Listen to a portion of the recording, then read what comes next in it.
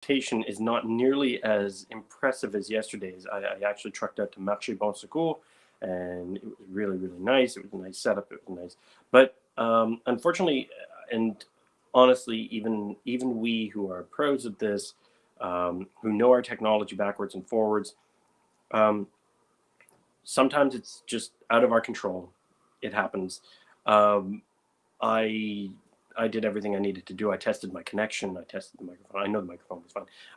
I tested my connection. My connection was good. There was something going on with, as best I can tell, the service that I use to stream. And because I stream to multiple platforms, I use an intermediary service. It seemed like that just wasn't working very well. And so yesterday was a, let me put it kindly, as shambolic as far as technology goes. Nothing was loading the way it was supposed to. Nothing was working the way it was supposed to. I kept getting cut out, and I'm not sure why, but everybody wanted to kind of phone at that particular moment. So that's fine. It's good.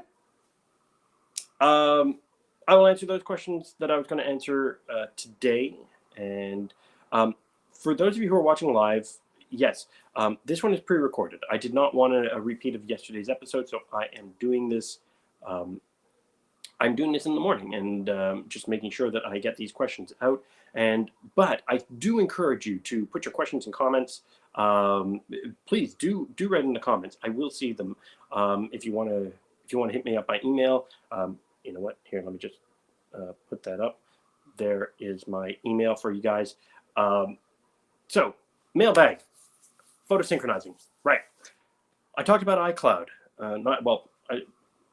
I clarified this yesterday, but just for those of you who was cutting in and out and whatnot, because it was cutting in and out for me, anything that's synchronized with iCloud, especially when your photos are synchronized with iCloud, or especially iCloud. If you delete your photos on one device, it will delete from all your devices. This is really important to know. The reason is because there are some people who are like, well, I just want to save the space on my phone. You already are, or save the space on my device. You already are. The iCloud photo storage is a really, really cool service, and it does all the work for you automatically. And if your phone is saying storage full, don't just assume that it's your photos. Check your phone storage.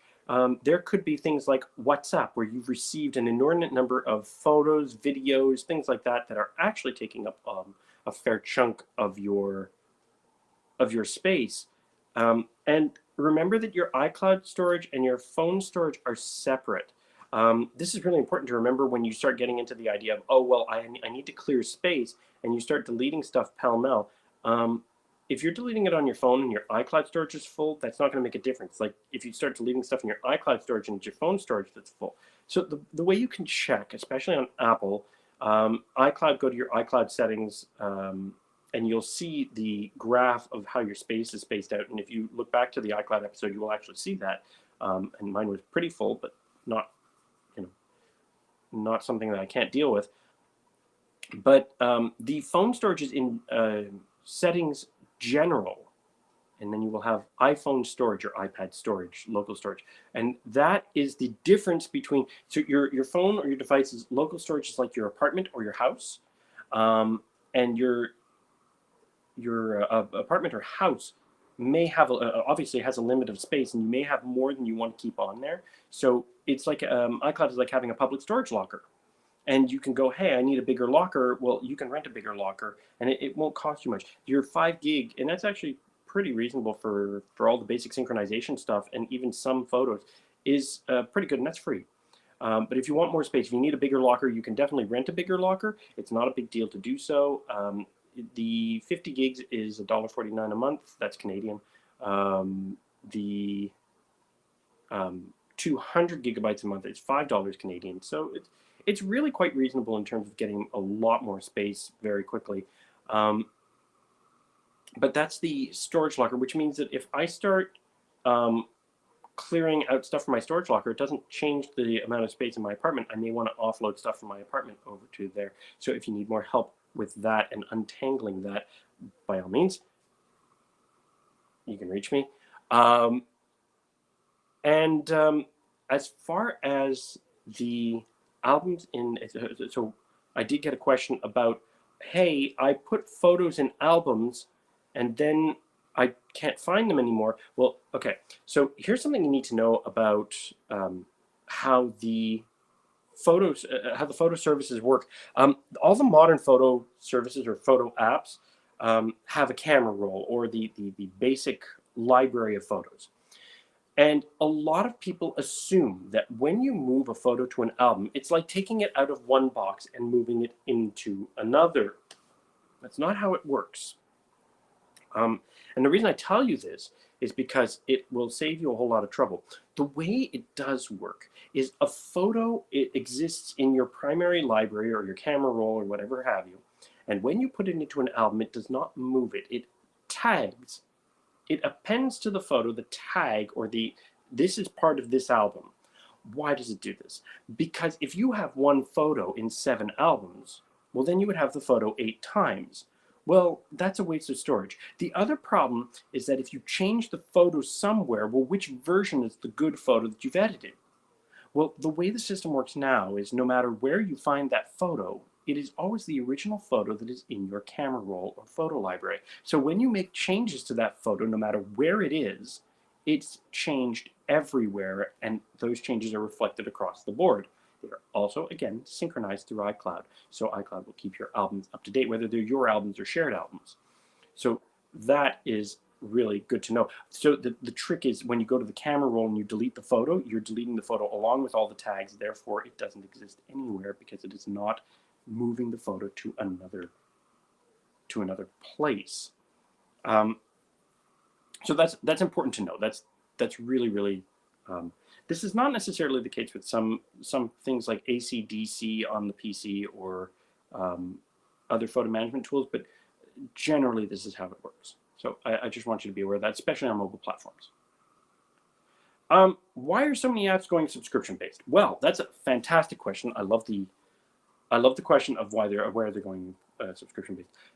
Apps are expensive to develop, and when you have a small team that is working very hard to make an app better and constantly improving it and putting in work, they need to get money somehow. Now, it is great for us to be able to spend whatever it is, $5 on an app. But obviously, of course, everybody wants it free. But these people need to get paid somehow. So they make the app available for a fixed price, $5. But that business model implies that they need to keep selling that app over and over and over, and they need to have a certain number of sales monthly in order to really get that, to be able to pay the bills. This is even worse when it's something that requires a server that has monthly costs. So if sales are not there, they still have to pay out of pocket, not just for the staff, but for the server costs as well. So the idea of a monthly subscription means that at least they, first of all, it means that they get a monthly income from the users, which is good because then they can sort of at least count on a certain number of users and adapt accordingly. And if it gets very, very popular, well then, of course, they can scale as the user base scales, which is good. The other thing is that it also weeds out people, and this is not necessarily a good thing, people who just want to tinker with the app, because most people who want to tinker will not pay the monthly fee just to tinker. So it really, it makes for serious users. So that's a tip. That's something that's worth knowing. And last but not least, this is another one, in-app purchases. Why are there so many apps that start out free and then all of a sudden it's like, oh, well, yeah, but to unlock the full version, you have to buy it in-app. So here's the trick. I believe Google allows this as well, but Apple definitely allows for family sharing, which means that anybody who buys an app or downloads an app, but especially when you buy an app, that app can be used by anyone in the family sharing. If you guys want me to talk more about family sharing, I can do a whole episode on that. There really is a lot to it. Actually, I think I will, just because it's a really good subject to cover. But one of the big benefits of family sharing is that the apps purchased are available to everyone in the family.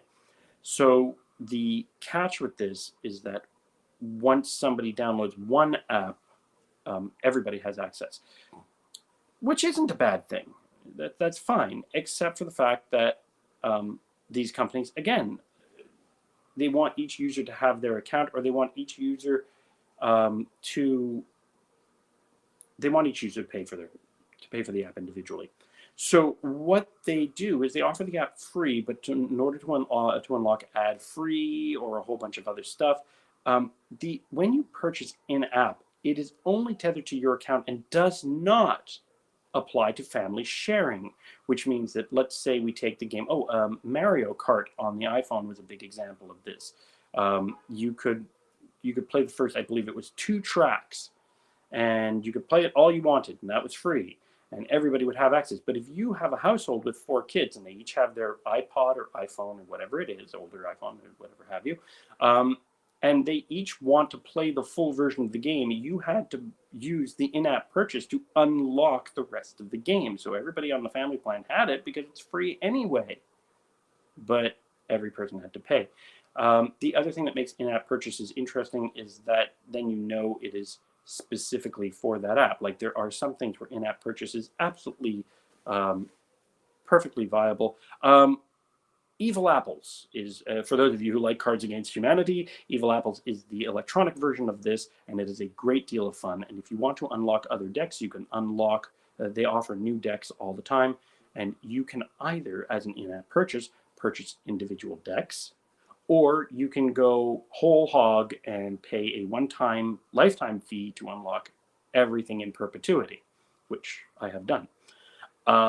So that is an in-app purchase. Anybody else in my family plan cannot access the in perpetuity, the whole hog in perpetuity option, but they can definitely use Evil Apples. So that's just one of the reasons why you'd have in-app purchases, as opposed to, hey, why don't they just sell the app?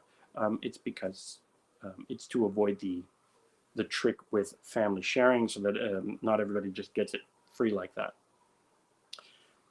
I hope you guys found this useful. I will see you guys tomorrow at 6:45. New location. Actually, I might even film in the studio. There's a few things that I want to do that are kind of more demo based, and I had fun doing the camera demo for you guys. So I'm going to try and do more of that in-house. And I will see you guys tomorrow.